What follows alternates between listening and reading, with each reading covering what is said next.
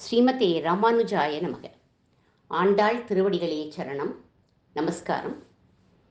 ஒருத்தி மகனாய் பிறந்துங்கிற 25வது பாசுரத்தை நம்ம அனுபவிக்கலாம்.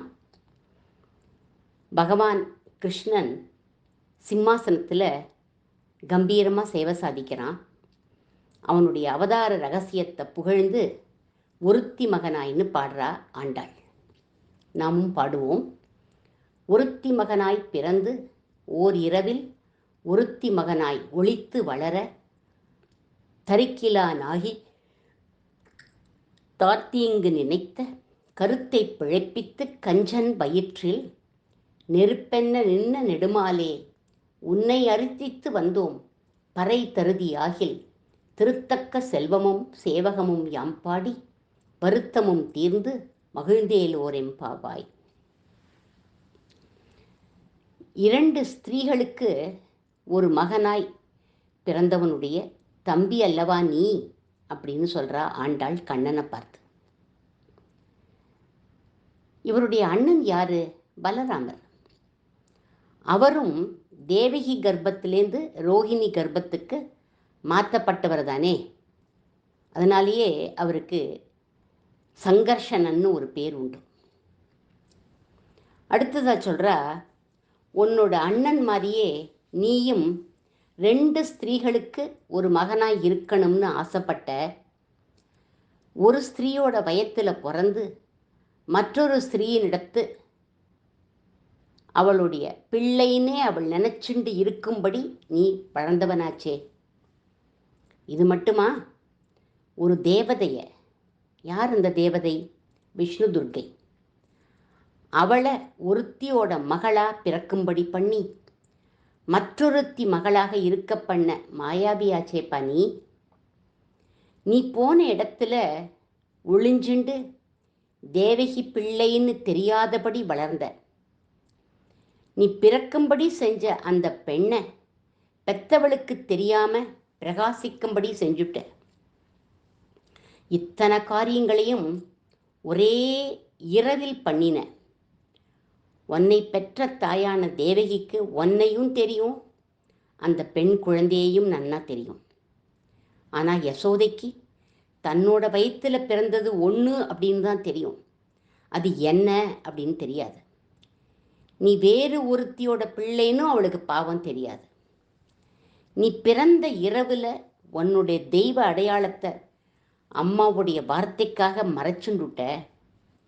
உன்னோட பிறப்பை எதிர்பார்த்து காத்துன்றிருந்த கம்சனுக்கு உன்னோட இருப்பிடம் தெரியாம வேற ஊர்ல யசோதையின் பிள்ளையா ஒளிர்ந்து வளர்ந்துருக்க. இப்போ இந்த ரகசியம் வசுதேவருக்கும் தேவகிக்கும் அந்த மாய பெண்ணுக்கும் தான் தெரியும். இப்படி ஆண்டாள் சிம்மாசனத்துல உட்காண்டிருந்த கண்ணன் கிட்ட சொன்னதும் கண்ணன் அவள் சொன்னதை கேட்டு சிரிச்சுண்டான். உடனே சொல்கிறா, கிருஷ்ணா க்ஷமிக்கணும், இந்த விஷயங்கள் உனக்கும் தெரியும் அப்படின்னு சொன்னா. அப்புறம் கேட்குறா, ஏன் கிருஷ்ணா ராத்திரியில் பிறந்த, பகலில் ஏன் பிறக்கலை? திருடுறதுக்கு தானே ராத்திரி பிறந்த நீ அப்படின்னு கேட்டா. திருடுறதுக்கா? எதை திருடுறதுக்கு அப்படின்னு கேட்டான். யசோதை வயிற்றில் பிறந்த பெண்ணை திருடி மதுரையில் தேவகி கிட்ட கொண்டு விடுவது திருட்டு இல்லையா கிருஷ்ணா? பகலில் இத்தனையும் உன்னால் பண்ண முடியுமா அப்படின்னு கேட்குறா.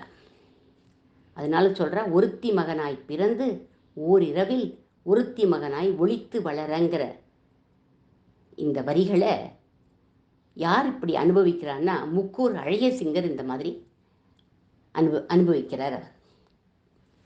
இனி யசோதையின் கண்ணன் பண்ணின ஒரு லீலையை பெரியாழ்வார் பாடுறார்.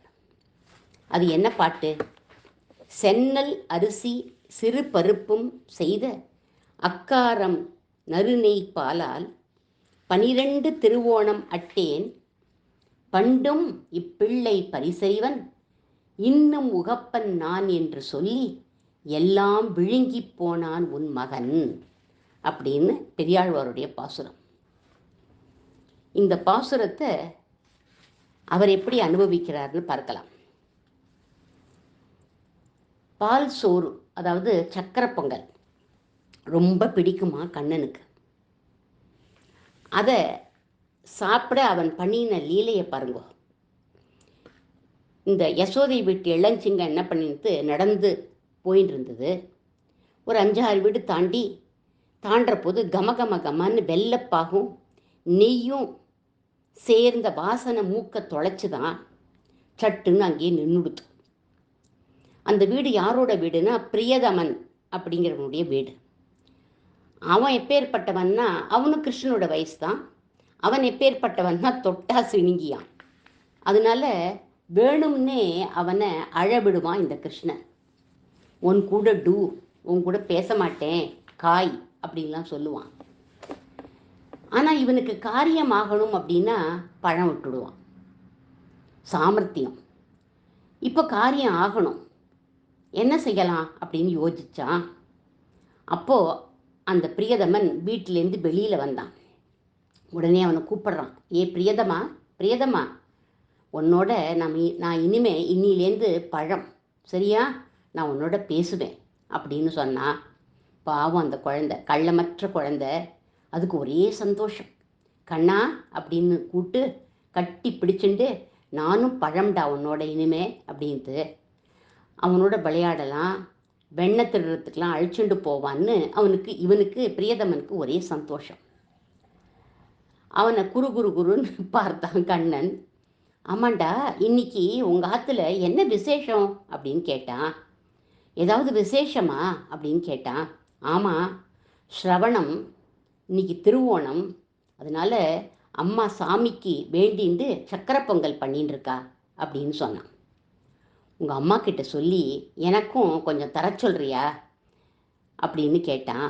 உடனே பிரியதமன் சொன்னான், உனக்கு இல்லாததாடா, நிச்சயம் சொல்கிறேன்டா, வாடா அப்படின்னா. பிரியதமா, திருவோணத்தன்னைக்கு, திருவோணம் ரொம்ப விசேஷண்டா, குளிச்சுட்டு தான் சாப்பிடணும் அப்படின்னு யசோதை அம்மா சொல்லியிருக்கா. நான் நேத்திக்கே குளிச்சுட்டேன்டா, அதனால நீ குளிச்சுட்டியோ அப்படின்னு கேட்டான். நான் இன்னும் குளிக்கலடா அப்படின்னா. போய் நதியில் தாண்டா குளிக்கணும், நீ ஓட்டமாக ஓடி நதியில் போய் குளிச்சுட்டு வா அப்படின்னா. சரிடா, அது வரலும் நீ இங்கேயே இரு, போயிடாத, இதோ நான் குளிச்சுட்டு வந்துடுறேன்னு அந்த குழந்தை நதிக்கு ஓடி போச்சு. உடனே கண்ணன் என்ன பண்ணா, அவள் வீட்டுக்குள்ளே போனா. மாமி அப்படின்னு கூப்பிட்டான். கண்ணனோட குரலாட்டம் இருக்கே அப்படின்னு அந்த மாமி, பிரியதமனோட அம்மா வெளியில் வந்தா. வாடா கண்ணா அப்படின்னா. உங்கள் ஆற்றுல இன்னைக்கு என்ன விசேஷம் மாமி அப்படின்னு கேட்டான். அதுவா, இன்னைக்கு திருவோணம்டா, ஸ்ரவணம் அப்படின்னு சொன்னான். பெருமாளுக்கு வேண்டிண்டு அக்கார அடிசல் பண்ணியிருக்கேன்டா அப்படின்னு சொன்னான். 12 திருவோணத்துக்கு பண்ணுற மாதிரி அந்த அளவுக்கு அக்கார அடிசல் பண்ணிட்டு இருக்கா. பூஜையெல்லாம் ஆயிடுத்தா மாமி அப்படின்னு கேட்டான். ஆச்சிடா கண்ணா அப்படின்னா. எனக்கு ரொம்ப பசிக்கிறது, கொஞ்சம் எனக்கு சக்கரை பொங்கல் தரேளா அப்படின்னு கேட்டான். உடனே அவள் என்ன பண்ணா, இலைய போட்டா. ஒரு கரண்டி சக்கரை பொங்கலை கொண்டு வந்து இலையில போட்டா.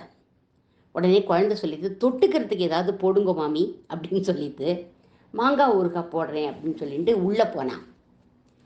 இலையில போட்ட சுவடை, சக்கரை பொங்கல் போட்ட சுவடே இல்லாமல் சாப்பிட்டான். திரும்பி வந்தவள்கிட்ட, என்ன மாமி வெறும் ஊறுகாயை கொண்டு வரேள், அக்கார அடிசலே நீங்கள் போடலையே அப்படின்னா. போட்டேனேடா, இல்லை மாமி நீங்கள் மறந்து போயிட்டேள் அப்படின்னா. அப்படியா, ஞாபகமே இருக்க மாட்டேங்குதுடா இப்பெல்லாம் அப்படின்னு சொல்லிட்டு மறுபடியும் உள்ளே போய் அக்கார அடிசில கொண்டு வரத்துக்கு போனா. அக்கார அடிசில கொண்டுட்டு வந்தால் ஊறுகாய் இங்கே காலி. மறுபடியும் இலை காலியாக இருக்கு. ஊறுகாய் எங்கடா, நீங்கள் போடவே இல்லையே மாமி. உடனே கொண்டு வந்தா இல்லையா அக்கார அடிசல், அதை போட்டா. திகட்டுமே மாமி, தொட்டுக்கிறதுக்கு மாங்காய் ஊறுகாய் போடுங்களேன் அப்படின்னா. போனா வந்தா எத்தனை முறை நடந்தாலோ தெரியாது. அது கண்ணனுக்கு தான் வெளிச்சம். ஊறுகாயும் அக்கார அடிசலும் மாறி மாறி மாறி மாறி கொண்டு வந்தா. கண்ணனும் போடவே இல்லை அப்படின்னு சாதிக்கிறான். இலையும் புதுசாகவே இருந்தது. 12 படி அரிசி போட்டு அண்டா நிறைய கிளறி இருந்த அக்கார அடிசல் காலி. கரண்டியை உள்ளே விட்டா டங்னு கரண்டி சத்தம் கேட்குறது. மாமி, ஊறுகா மாமி, ஆச்சுடா எல்லாம் எல்லாம் காலியாக எடுத்து, எப்படி ஆச்சுன்னே தெரியல அப்படின்னா, நன்னா இருக்கு மாமி, நானும் சின்ன குழந்த எப்படி அத்தனையும் சாப்பிட்ருப்பேன், என் வயிறு நிரம்புற மாதிரி உங்களுக்கு சமைக்கவே தெரியல மாமி அப்படின்னு சொன்னான். உடனே எழுந்துட்டான். அவளோட புடவை தலைப்பிலேயே கையை தொடச்சுன்ட்டு வெளியில் வந்துட்டான். அப்போ தான் பாவம் அந்த குழந்தை பிரியதமன் ஓடுன்னு ஓடி வருது, நதியில் குளிச்சுட்டு ஓடி வருது. அவங்ககிட்ட சொல்கிறான், உங்கள் அம்மாவுக்கு எவ்வளவு சமைக்கணும்னு அளவே தெரியலடா, அதனால தான்டா நீ இப்படி ஒல்லியாகவே இருக்க. சரி, ஆனால் இனிமே உன் பேச்சு டூ காய், இனிமேல் நான் உன்னோட பேச மாட்டேன் அப்படின்னு சொல்லிட்டு ஓடி போயிட்டான். இத்தனையும் யசோதை கிட்ட வந்து பிரியதமனோட அம்மா எல்லாரும் வந்து சொல்லி அழுதா.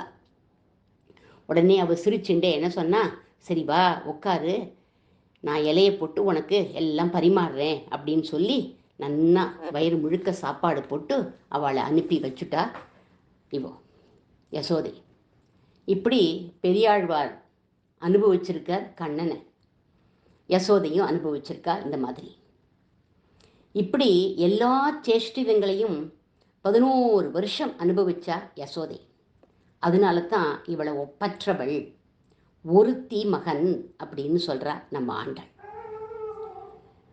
நாளை தரிக்கிலானாகி தான் தீங்கு நினைத்த கஞ்சன் அப்படிங்கிற வரியை நாம் அனுபவிக்கலாம்.